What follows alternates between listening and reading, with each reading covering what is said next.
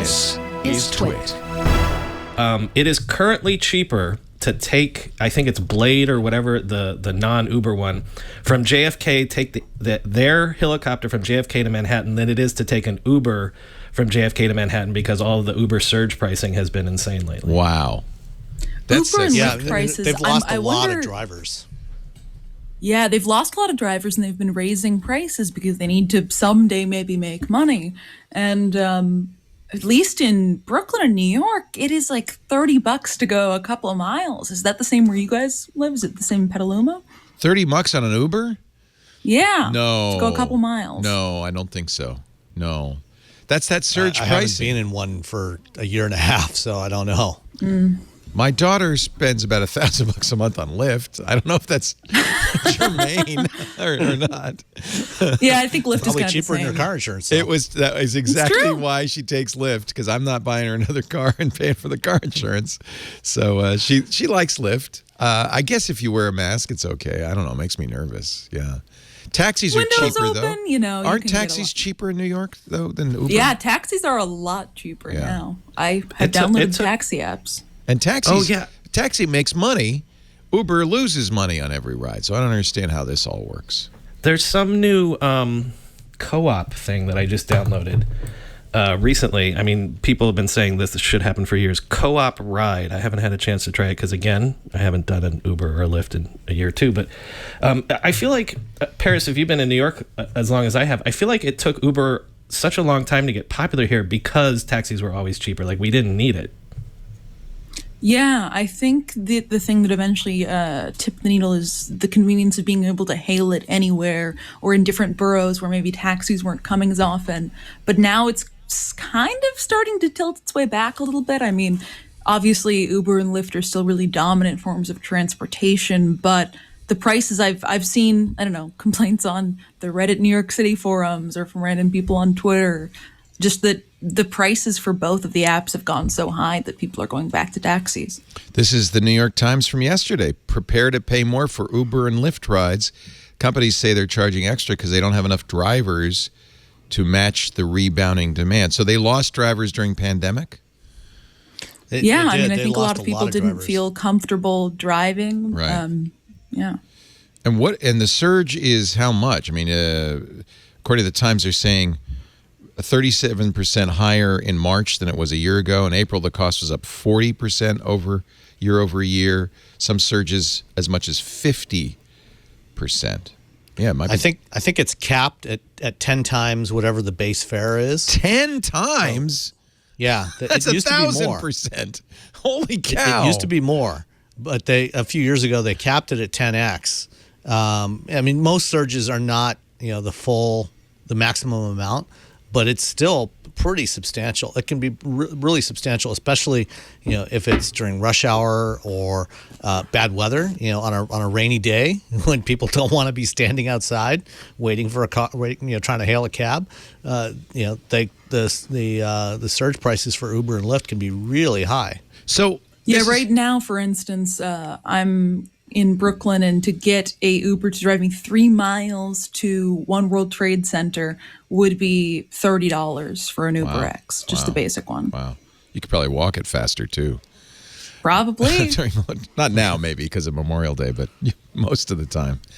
So it's funny because this pandemic, another blessing from the pandemic, we haven't had to talk about Uber and Lyft much in the last year. I guess we'll be talking about them again. What is, in California, they passed Prop 22, which said that, these people are employees. I'm sure Uber is fighting that in court, but I imagine coast to coast, there's movements in that direction. Uber already loses something like 40% on every ride.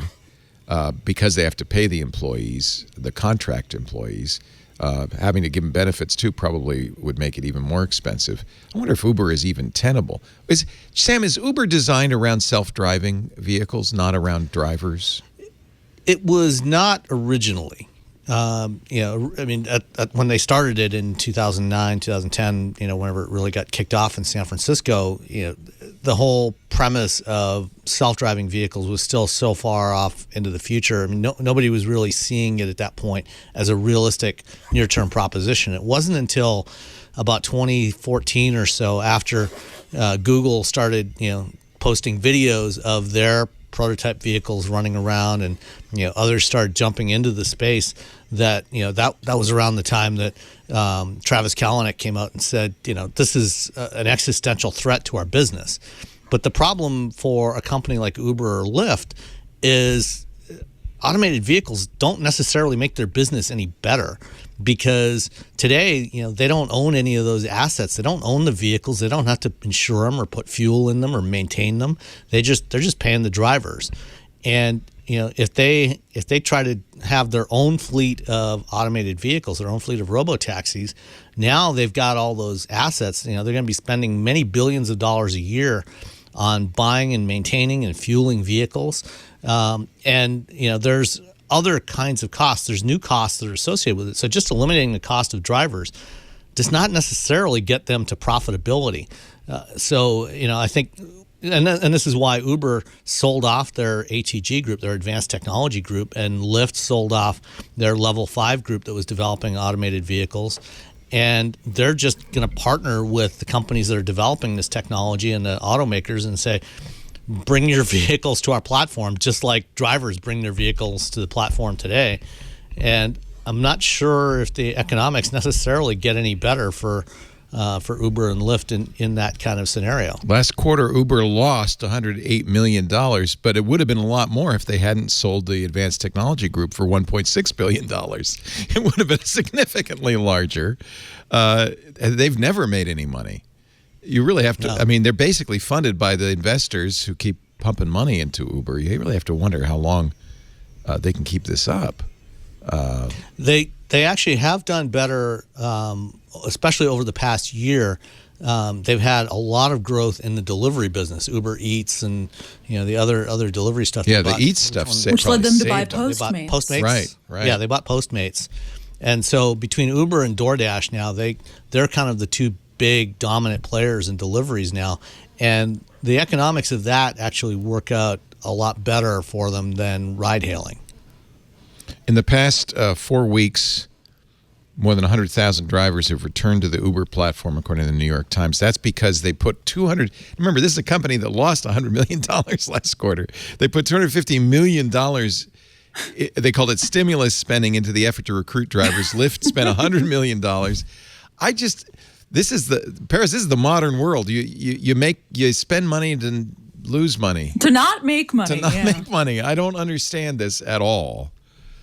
Well, the other fundamental problem with their business, because it's largely unregulated, I think that's changing, by by the way. Well, but the nature of what they do, having a dispatch platform, is there's not a real high barrier to entry for that.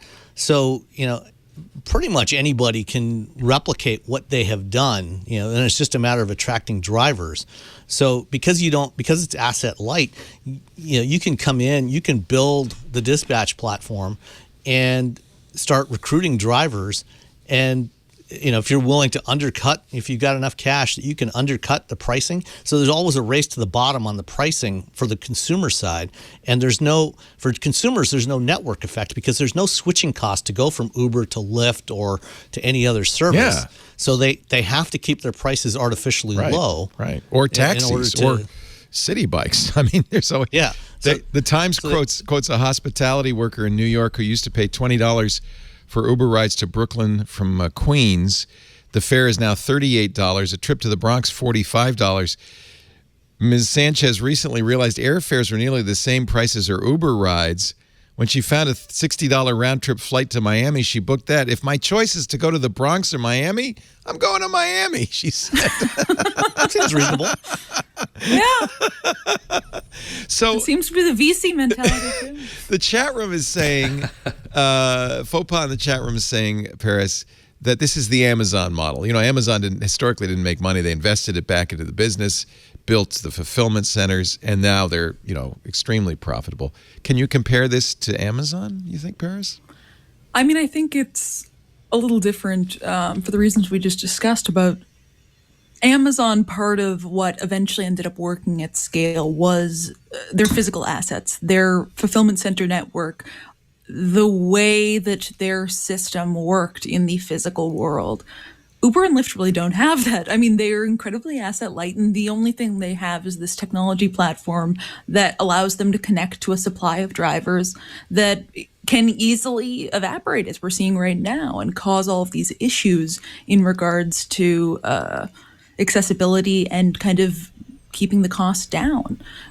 For customers, at least. And I think it's also worth mentioning that Amazon is kind of having its own version of this issue in regards to Amazon Flex drivers and the delivery drivers that they use in states like California as well, given that AB5 is currently under question for them. Right.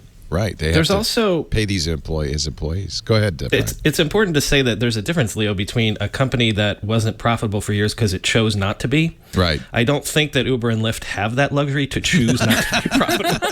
Yeah. They would love to eke out a little bit. Right. I've also been hearing a lot of people say recently that, you know, we talk about bubbles and things like that in the tech economy all the time, but what if for the last decade or so there was a bubble in the labor market that allowed all of these gig economy startups to happen, and that now if you do go into a roaring 20s period where again maybe people can be choosy about the jobs they take, maybe there is inflationary pressure, increasing wages and things like that, that suddenly these gig economy models don't work out maybe at all.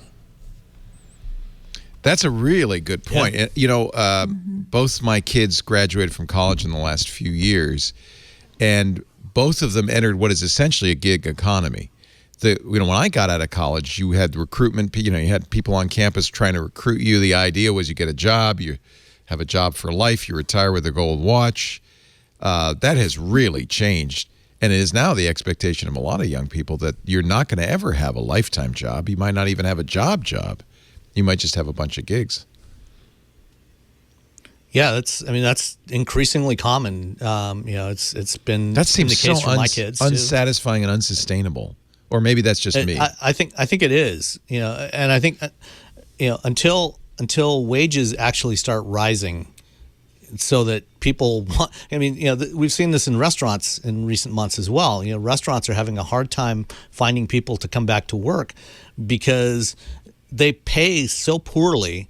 You know, in most of the country, you know, the base wage, you know, for restaurant workers is well below the regular minimum wage. You know, it's like $2 or $3 an hour, and then, you know, most of their income comes from tips. You know, which is a crazy system, and you know, until wages actually start rising, then people will come back into the workforce. Who wants to work for wages where you can't make a living? Yeah, I mean, in some places, you're earning $4 an hour as a waitress or waiter or another tipped employee. And if you don't have enough people coming in and choosing to tip you, you end up making very, very little for your time on the job. Mm-hmm. That bothers me. That worries me. I feel like that's a recipe for some kind of disaster. I'm not sure what. But there's going to be a whole generation that's just going to be underemployed and impoverished.